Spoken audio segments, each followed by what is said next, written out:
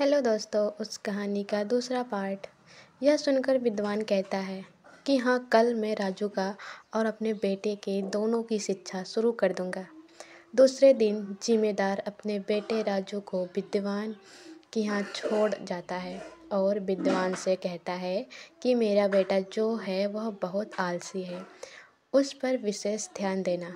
यह सुनकर विद्वान कहते हैं कि हाँ, आप निश्चित रहिए, आपके बेटे को बुद्धिमान और जिम्मेदार बना दूंगा। राजा अपने शिक्षा पर बिल्कुल ध्यान नहीं देता। इससे भी दुख बहुत नाराज़ हो जाते हैं और उसे हर वक्त आते रहते हैं। राजू को यह बात पसंद नहीं आती। विद्वान उसे हर बैठा रहा था। एक बार विद्वान और उसकी बीवी शादी में कहीं जा रहे थे और विद्वान राजा से कहा कि मेरे छोटे बेटा को तुम्हारे पास छोड़कर जा रहा हूँ। तुम इसका ध्यान रखना और अपनी आज की पूरी पढ़ाई करना। इसका ध्यान रखना, नहीं तो यह पढ़ाई के बजाय खेल कूद में ना जाए। राजू उस लड़के को समझता है, क्योंकि खेल कूद ना करके बल्कि पढ़ाई करके फिर खुद। लेकिन वह लड़का मानने को तैयार नहीं था और वह खेल कूद में लग रहा था। गुस्से में आकर राजू उस लड़के को जोर से थप्पड़ मार दिया। थप्पड़ खाने के बाद लड़का चुपचाप पढ़ाई करने लगा, लेकिन थप्पड़ की बजाय वह उसका गला पूरा तरह लाल हो गया था।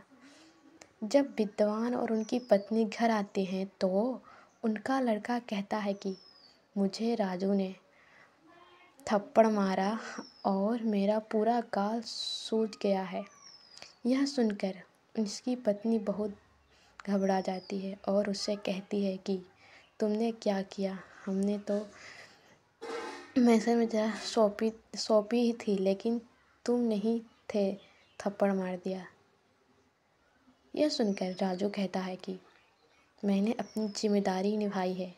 यह पढ़ाई नहीं कर रहा था, इसलिए मैंने थप्पड़ मारा। अब वह पढ़ाई कर रहा है। विद्वान अपने पत्नी से कहता है, किसी ने सही किया है। एक समझदार व्यक्ति का और एक शिक्षक का काम ही होता है कि वह अपने शिष्य को समझाए, पढ़ाए, चाहे उसके लिए उसे डांट पड़े, मार पड़े। यह सुनकर राजू को समझ में आ जाता है कि उसके पिता उसे क्यों डांटते रहते हैं। यह सुनकर विद्वान उसे डांट रहा होता है। राजू विद्वान से कहता है, मुझे क्षमा कीजिए, मुझे पता नहीं था कि वह और मेरे पिता मेरे ही भले के लिए निवेदन कर रहे थे। आपसे बहुत दिल लगाकर मैं पढ़ाई करूँगा और अच्छी शिक्षा, उच्च शिक्षा हासिल करूँगा। आपको मैं दिखाऊँगा कि मैं पढ़ लिख कर एक अच्छा लड़का बन के दिखाऊँगा। उस दिन के बाद वह मन लगाकर अपनी शिक्षा पर ध्यान देता है और अपनी शिक्षा पूरा होने के बाद अपने गांव वापस जाता है और अपने पिता के कारोबार संभालता है। एक जिम्मेदार व्यक्ति बन जाता है। आपको कहानी अच्छी लगी हो तो प्लीज़ मेरे चैनल को सब्सक्राइब कीजिए और लाइक कीजिए। प्लीज़ टाइम देने के लिए थैंक यू।